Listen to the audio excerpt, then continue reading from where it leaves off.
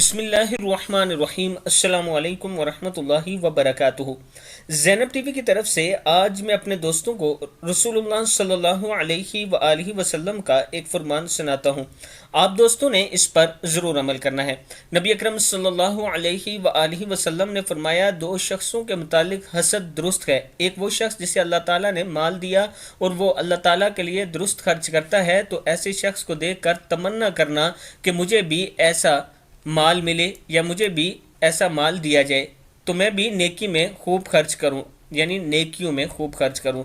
دوسرا وہ شخص جسے اللہ تعالیٰ نے حکمت دین کا علم دیا، جس کے مطابق وہ فیصلہ کرتا ہو اور دوسروں کو اس کی تعلیم دیتا ہو، اسے دیکھ کر تمنا کرنا کہ مجھے بھی ایسی توفیق ملے تاکہ میں بھی لوگوں میں علم بانٹ سکوں۔